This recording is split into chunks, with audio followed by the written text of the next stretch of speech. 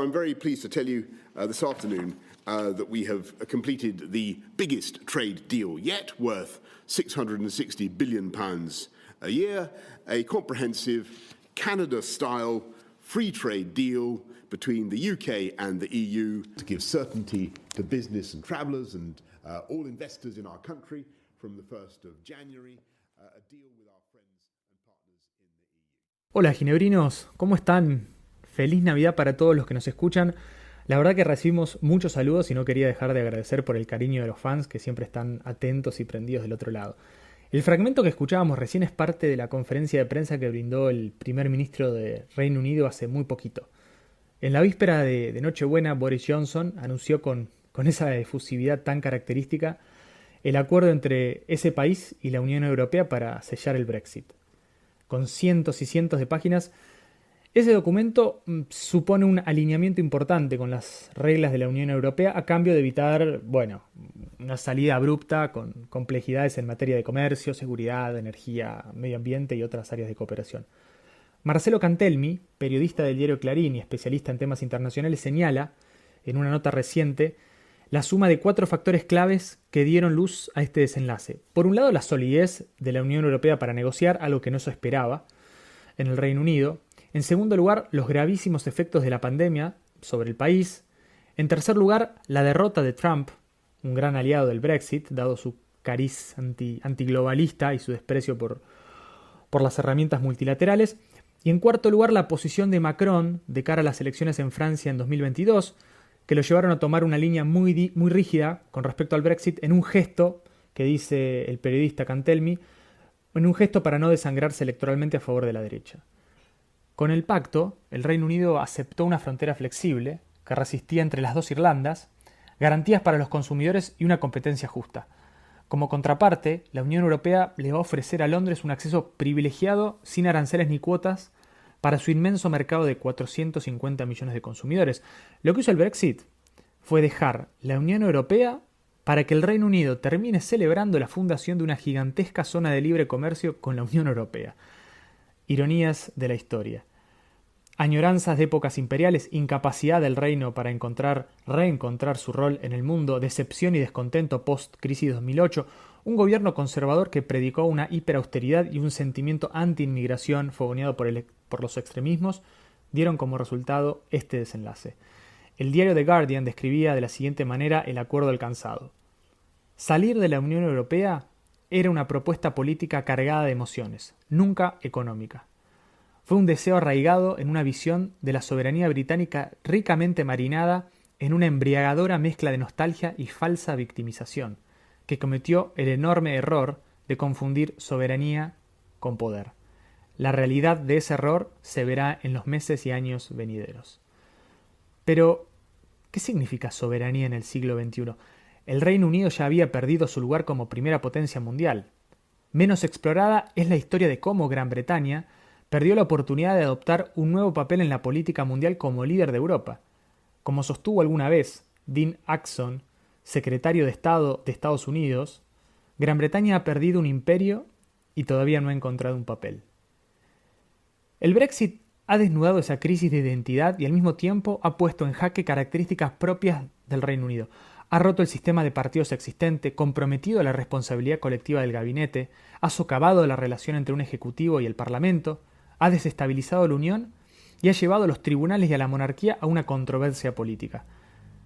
¿Cuál va a ser el futuro de la Unión multinacional? Todavía no lo sabemos. En consecuencia, Brexit significa más que la retirada del Reino Unido de la Unión Europea. Se trata de extraer la Unión Europea del Reino Unido. Bien podría decirse que, al salir de la Unión Europea, el Reino Unido se esté privando de una fuerza que sirvió para mantener su existencia continua como un Estado único viable. La pertenencia a la Unión Europea fue un componente clave en la viabilidad del reino como entidad política multinacional.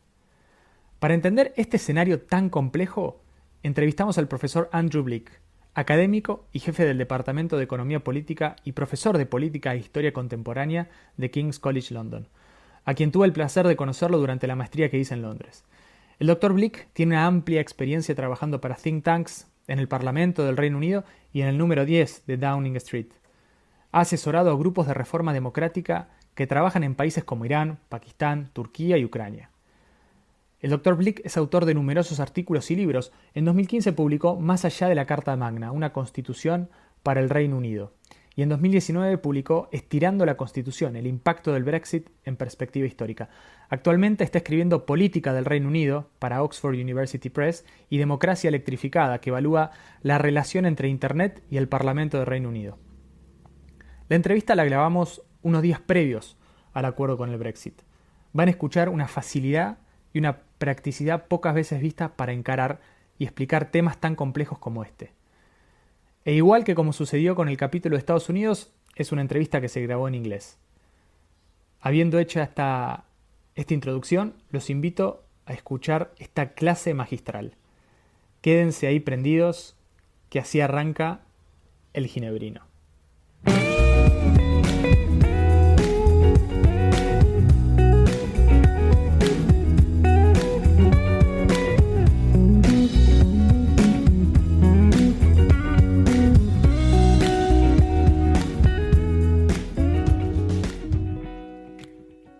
Hello, Professor Blake. How are you? I really want to thank you for your time to take part in this project of the podcast. So the idea in this chapter was to, of course, talk about Brexit. Which are the main features you can detect from this historic process in the British politics? Right. So, well, I suppose the UK as a state has always had a very complicated relationship with the continent it's part of. There are lots of factors going on there, but all the while, nevertheless, we are a European country. Even people who support leaving the European Union recognise the UK is a European country, and that there's no escape from that, even if we want to. So it's been very difficult for us over time to kind of reconcile these conflicting tendencies. And I think Brexit, in a way, is just the latest development in that troubled reconciliation of those two tendencies.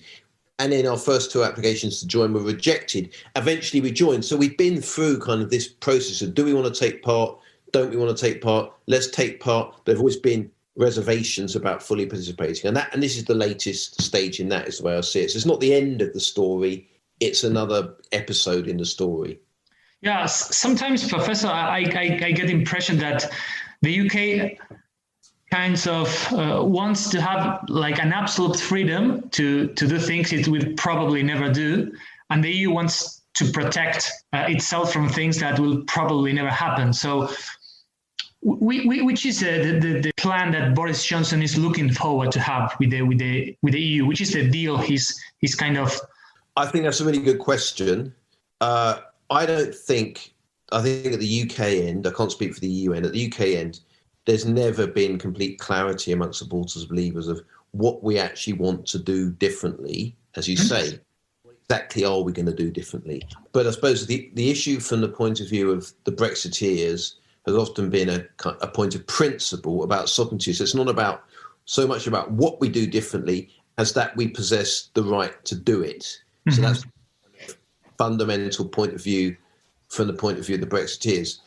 The other side of the coin is that we may lose de facto sovereignty because in reality we carry on going along with the things that the EU are doing. Even if we're not obliged to under the agreement, we probably will, I would guess, go along with many things the European Union wants to do. We won't have the same role in determining those things. So it's an interesting tension going on there. And I'm not sure that Boris Johnson as Prime Minister has got a clear idea in his mind of what he wants to do differently. And the reason they want to get him nailed down to an agreement is partly, I suppose, a point of principle that they can't have people leaving the EU and having left the EU finding themselves in a more beneficial position than they were while they were in the EU. That can't be allowed to happen. There's no clear plan for Brexit, but it's like the narrative lacks of content. Yeah, I think that is definitely been the case, that there's never been an absolutely clear, agreed, coherent programme of Brexit, and different people who supported Brexit wanted it for different reasons, not all of which can be reconciled with one another, and some of them didn't really know clearly what they wanted at all. But we've had 13 major referendums in our history since 1973. We haven't really clearly worked out in the UK still how a referendum's supposed to work, and what do you actually say to people in a referendum? Do you give them a very clear piece of legislation on which they vote, and if they vote for it, that legislation automatically comes into effect, and if they vote against it, it doesn't? That's one approach to referendums. But then the other way we do it is give people a fairly open-ended question, like, should Scotland be an independent country? Should the UK leave the EU or remain in the EU? And it leaves a lot to be filled in after the fact. And so that's partly the nature of that referendum, was it was deliberately left open to an enormous degree of interpretation what leaving meant. We didn't know before the referendum what leaving meant. We didn't know once it happened what leaving meant. We still don't know now. I would like to connect this with the idea of what you're an expert and you have written a lot, and it is the lack of a written constitution in the UK, like paved the way for Brexit. Well, I think the lack of a written constitution has played an interesting part in the whole story. And we do have a piece of legislation, that the Political Parties Elections and Referendums Act 2000, which sets some of the basic rules about campaigning. What it doesn't do is tell you when it's appropriate to have a referendum. What are the subjects and it doesn't tell you things like, should the referendum be binding or advisory only? It doesn't tell you if you've had a referendum on something, to reverse that decision, do you need to have another referendum, or can you just do it without having another referendum? It doesn't tell you how long you have to wait before you can have another referendum. So none of those things really answers. A lot of vagueness. And then also, I think where the written constitution bit really comes into play in the whole Brexit experience is that, for instance, the powers of the devolved bodies effectively has meant altering the relationship between UK central government and devolved governments, say the governments and parliaments of Wales, Scotland, and Northern Ireland. The UK Parliament has a thing called sovereignty, and Parliament can alter those powers by normal standard legislative procedures. So there was that kind of issue arose, that we didn't have a written constitution, therefore those things could be changed, and that was very controversial, that Brexit opened up, that you could say is linked to the issue of written constitution. The other day I was reading an article you wrote for the Federal Trust. Yeah. I tend to think that without the EU laws and without the UK being part of the European Union, this kind of tensions, the independence of Scotland and other issues, would tend to arise. I think certainly Brexit has heightened certain tensions that already existed within the UK around whether it should continue to exist in its current territorial form. And we've got bits of the UK which in different ways have groups within them which don't want to be in the UK any longer. Northern Ireland, the Catholic nationalists, their long-term objective is to leave the UK and reunify the island of Ireland into a single state, join with the Republic of Ireland. You've got Scotland, you've got an increasingly powerful nationalist movement there that wants to become independent. And even in Wales, you've got an independence movement, not as powerful as the Scottish nationalist movement, but it appears to be growing in strength. Now, Brexit has opened that up in a number of ways. First, it's given particularly the Scottish nationalists a rhetorical point. They can claim, we want to be in the EU. If we want to carry on being in the EU, we have to leave the UK. That's a good political point they can make. Northern Ireland's very complicated, as we know, because the UK leaving the EU created issues around what happens to the border.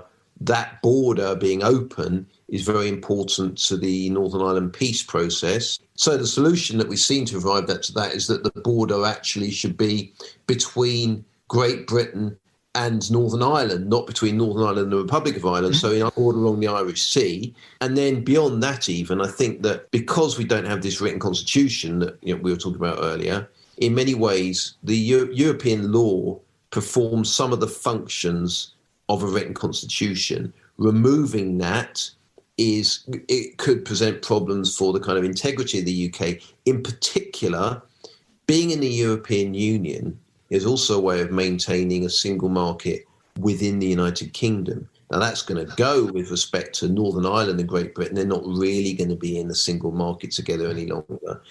find out, although we didn't realise it beforehand, was that actually the European Union was holding the UK together because Scotland and Wales could well be more willing to be subject to a single market created in Brussels than one created in London. So that's a problem we may find, that we didn't really start to notice this until we started withdrawing from the EU.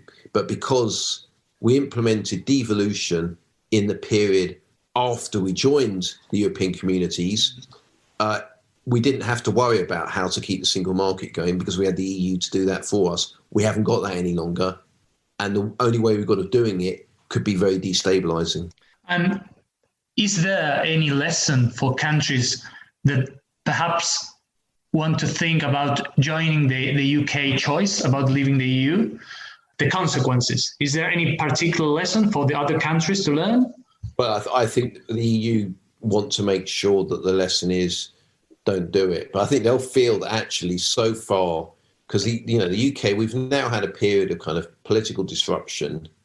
It's been slightly disguised by the pandemic, but basically it's been going on since mid-2016. It's been going on longer than the First World War went on. We've had this period of political disruption. I think that's probably, so we've done that to ourselves in a way without the EU doing anything. We've had this internal fighting going on, parties splitting, different bits of the UK turned on each other. It's been the dominant issue. It's got in the way really of anything else apart from the pandemic, which isn't really, something you'd want to happen anyway. So we're seeing that the EU are willing to, on the surface of it, to negotiate pretty hard and use the fact that they're still the largest economic bloc in the world in negotiations, which I suppose is what you'd expect. So in a way, what the EU are doing with the UK is negotiating patiently over a long time frame using the tools that they've got. And one of the big tools they've got is they are the largest economic bloc. That's their main tool, really, being the largest economic bloc in the world. If we want to connect Brexit with COVID, the UK stands as the first country in the world to start with the immunization campaign against COVID-19. Is this the chance for Johnson's premiership to say, listen, this is a proof that we can handle our business alone. We don't need the EU. It's a kind of sovereignty test or not. Well, certainly that's the way they've attempted to present the issue, certainly, and they did move quickly.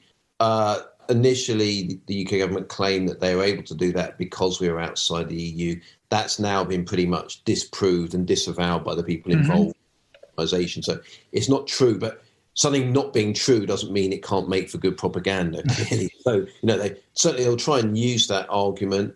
Whether it will, how far it will play, certainly people who support Brexit, because of confirmation bias. So people who don't like Brexit will say what I've just said, and people who do like Brexit will say, there you go, there's your proof. So, in a way, we've already got those divisions. Whether it will change anyone's minds about Brexit, I doubt.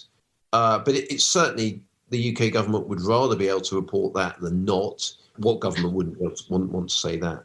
And what about have you seen any kind of poll regarding Johnson's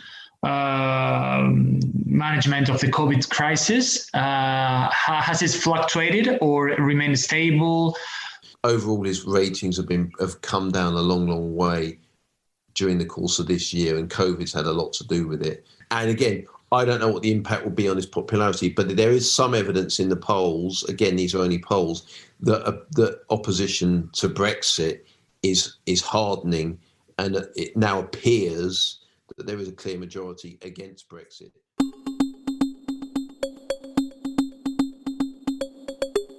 When this deal comes before Parliament, Labour will accept it and vote for it. But let me be absolutely clear and say directly to the government, up against no deal, we accept this deal, but the consequences of it are yours, and yours alone, and we will hold you to account for it. We're talking about the Tories and Johnson's premiership, the management on how to deal with the COVID situation. What if we cross the street and we take a look into the Labour Party and the new leader, Keir Starmer? Well, Labour is definitely politically in a better position than it was a year ago when it spectacular defeat in the 2019 general election.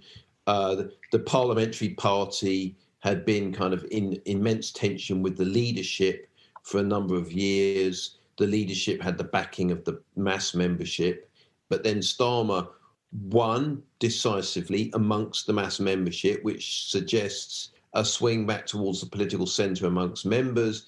They've got a lot to do at the next general election if they're actually going to win. So I would say, and they seem to have performed quite well in terms of presenting themselves politically in relation to COVID, appearing a kind of safe, stable, sober kind of leadership. So that's all gone well. Where Labour are struggling a little bit is in what position they adopt in relation to Brexit, partly because some of the most important seats, as they perceive it, that they lost in the 2019 general election, and they probably feel like they should try and win back if they're ever going to get back to power.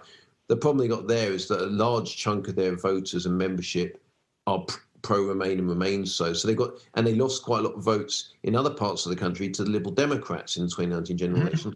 And as a consequence, they haven't really got a clear position. I mean, it looks like if Johnson came back with an agreement, they would vote for it. Looks like at the moment. They certainly don't appear to have. And which is your forecast? Which is your expectation for the coming weeks? For the coming weeks, and perhaps for the next days between the negotiations and the difference between deal and no deal isn't as clear cut, because whatever deal we might get now will not be a comprehensive deal, but it may stop tariffs and things like it will get something, and equally, if we go to no deal, that's probably not the end of the story either, because at some point, I suspect the UK will go back to the negotiating table with the EU and try and negotiate a deal. So in a way, although we are, we're late on in a part of the process, and getting back to what I said at the start, that's not the end of this long story of the UK and its difficult relationship with the European continent that it's a part of. It's just the latest instalment in that saga. Talking about the recent US elections and the victory of Biden and Kamala Harris. Still disputed victory. Yes. Let me ask you about your perspective on the victory of Biden and the implications on the UK foreign policy. Yeah, well, exactly. And he won, no doubt about that. No, I think it's quite a significant moment. Well, I think one of the reasons that the UK has backed down on its attempt to override the Northern Ireland withdrawal agreement and remove those controversial clauses from the internal market bill, as they did the night before last, I believe. One of the reasons I think that's happened is because Biden had already seemed to make it clear before the election that he would not look kindly on the UK if it went through that, if it jeopardised the Good Friday Agreement. So that's one of the reasons I think that the UK backed down on that. So that's already one significant shift that's happened. Also, Trump, in his kind of, in as far as he ever had a coherent foreign policy, which is debatable, but he certainly wasn't supportive of the European Union and the idea of international organisations, sovereignty sharing, and therefore he was often very supportive in his rhetoric of Brexit. And he saw his political project and the Brexit political project as part of a kind of an international political movement. Therefore, it's a setback for that general political movement. It's quite interesting, Professor, to see how you draw a parallelism between the Brexit process and Trump as a phenomenon, as a political phenomenon. Then you mentioned the kind of populist parties and populist leaders in Europe. Do you see, if you have to compare with the phenomenon of populisms in Latin America, do you see common features, or do you say there are different types of phenomenons? Well, populism is obviously a kind of a contested term, I know that, but I think you can find certain commonalities across some of those movements. For instance, the concept that there's some kind of popular will of which the leader or the movement, often a single charismatic leader, is the embodiment. Often the embodiment of the popular will can take the form of a referendum or an election result, and it's seen that these other institutions are democratically illegitimate, and they're just there to stop this popular will from being realised by the leader. And I think you can find that, and you can find that in populism of the left, populism of the right, populism of the centre. So that's one thing. Then some kinds of populism, and you don't necessarily find this as much, left populism, but you have an anti-immigration element to it often. And you also have disdain for international rules-based order. Well, we can see that in Trump. We can see that in Johnson with his internal market bill now dropped. Dislike of international organisations. They're often depicted as being part of this elite conspiracy that's there to frustrate the popular will. And also this heavy emphasis on sovereignty, which you find in Trump, you certainly find in the UK government, that sovereignty in populist conception is a kind of zero-sum quality. And obviously mythology, conspiracy theories all play into this. And you can find this in lots of different movements around the world. It's not really anything new, is it? But it has different variants. What's interesting is the extent to which it's taken hold in the so-called mature democracies. That's the bit I find interesting. What do you think it's going to be the place that history will give to David Cameron when...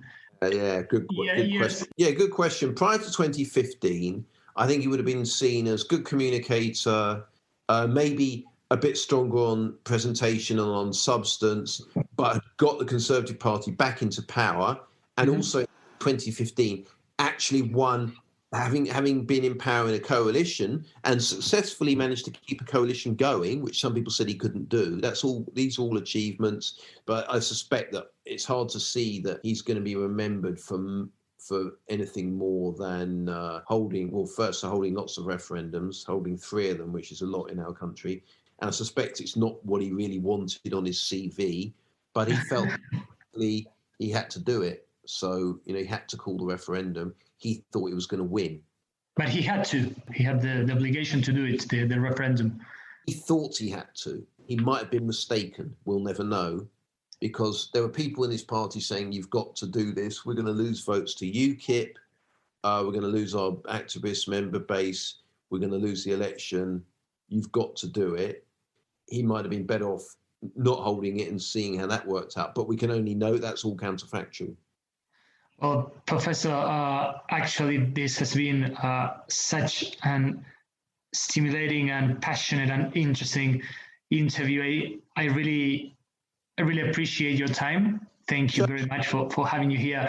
And we here in the podcast, we have the last question. Which kind of book can you recommend, or are you actually reading and enjoying right now? I can't remember the name of it. Can I quickly get it and tell you? Yeah, of course. Yeah, take your time. I won't be a second. Yes. It's all on my Kindle nowadays, and I can never remember I'm reading The Decline and Rise of Democracy, A Global History from Antiquity to Today. It's published this year, so it's very good. So it's a kind of global overview of the history of democracy. But so far, it's very interesting. I'll give it that. Well, thank you for that tip.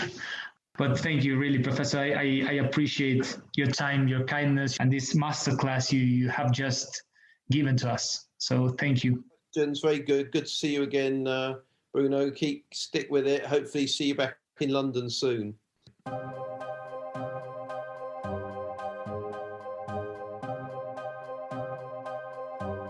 Ahí pasó Andrew Blick con su análisis sobre Brexit y el impacto sobre la política británica y europea. La verdad que les tengo que decir que me encantó cómo salió. Me encantó. Fue un capítulo que disfruté más de lo normal, muchísimo. Principalmente creo porque es un tema que me gusta mucho, que me tocó vivir de cerca cuando estudié en Londres, y además por la clarividencia, la simpleza, la practicidad del profesor Blick.